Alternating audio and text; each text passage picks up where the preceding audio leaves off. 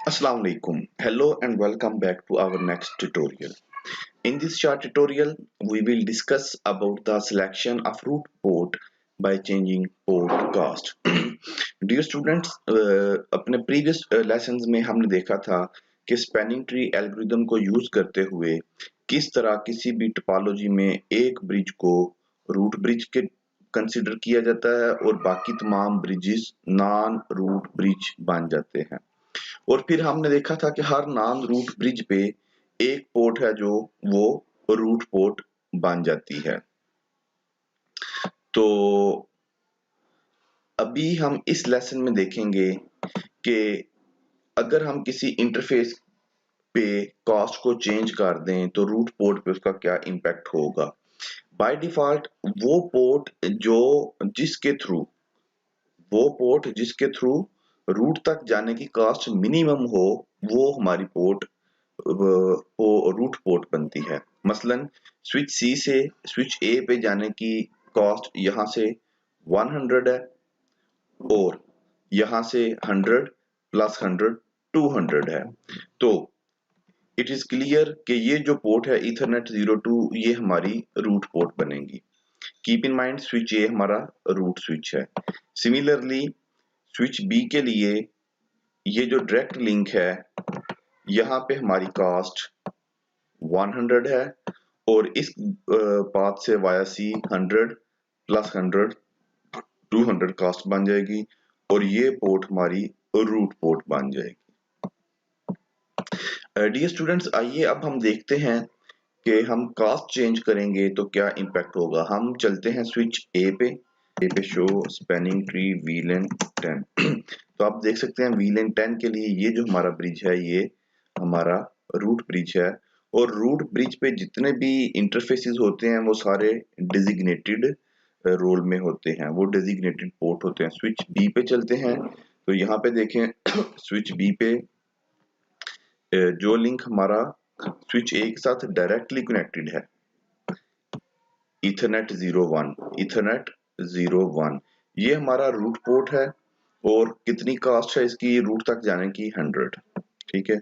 Similarly अगर हम switch सी पे चलते हैं शो स्पैनिंग ट्री वीलेन 10 तो इस पे भी दो रास्ते हैं, एक वाया ईथरनेट 0/2 और एक वाया ईथरनेट 0/0। आप 0/0 को देखें तो ये डेजिग्नेटेड है और ईथरनेट 02 को देखें तो ये हमारी रूट। अभी स्विच सी है हमारा जो वो रूट तक जा रहा है via interface Ethernet 02। Show spanning tree root करते हैं। इस कमांड से हमारी टोपोलॉजी में जितने भी रूट्स हैं रूट ब्रिज तक जाने जितने भी रूट्स हैं उनकी इंफॉर्मेशन मिलेगी और उन तक जाने की कॉस्ट मिलेगी कि वीलेन 1 का रूट कौन है, स्विच ए ही है। वीलेन 10 का रूट कौन है, स्विच ए ही है। कॉस्ट कितनी है दोनों तक जाने की 100। ठीक है। अब हम करते क्या हैं अब हम इस तरह करते हैं कि इंटरफेस ईथरनेट 02 पे चलते हैं और इसकी कॉस्ट 100 प्लस 100 ये जो पाथ है वाया बी यहाँ पे हमारी कॉस्ट कितनी बन रही है 200।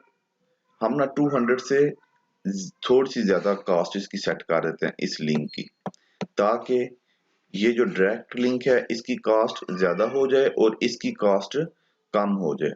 तो चलते हैं स्विच सी पे कॉन्फ़िगर ट्री इंटरफेस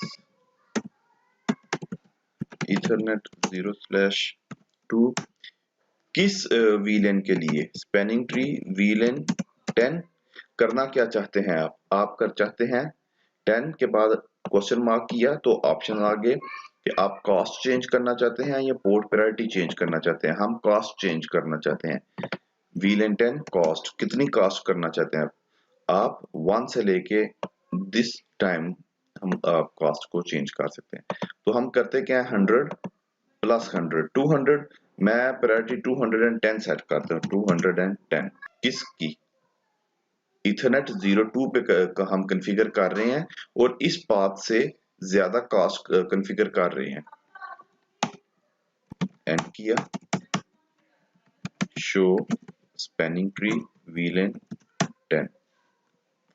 अब देखें जी पहले हमारी रूट पोर्ट ये थी ईथरनेट 0/2, लेकिन अब ये हमारी अल्टरनेट ब्लॉकिंग पोर्ट बन गई है और हमारी रूट पोर्ट ईथरनेट 0/0 बन गई है। वो क्यों? क्योंकि अब इस लिंक पे रूट तक जाने की कॉस्ट हमने 210 सिलेक्ट कर दी है, ठीक है। तो अब ये कॉस्ट 210 है और 100 प्लस 100 200, तो ये जो पाथ है, ये पाथ हमारा बेस्ट पाथ बन गया है towards the root bridge according to cost. तो ये हमारी जो पोर्ट है ईथरनेट 0/0, ये हमारी रूट पोर्ट बन जाएगी।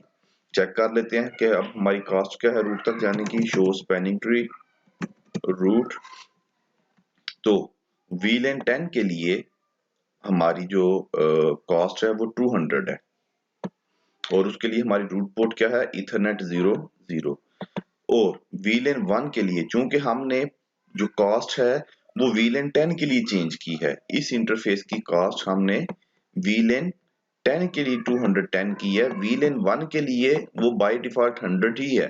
तो VLAN 1 के लिए हमारी जो रूट पोर्ट है वो ईथरनेट 0/2 ही होगी। I hope this will be informative for you. आपने देख लिया होगा कि किस तरह किसी भी स्विच पे हम पोर्ट की कॉस्ट को चेंज कर सकते हैं और उसका इम्पैक्ट क्या होता है किसी भी स्विच पे रूट पोर्ट पे।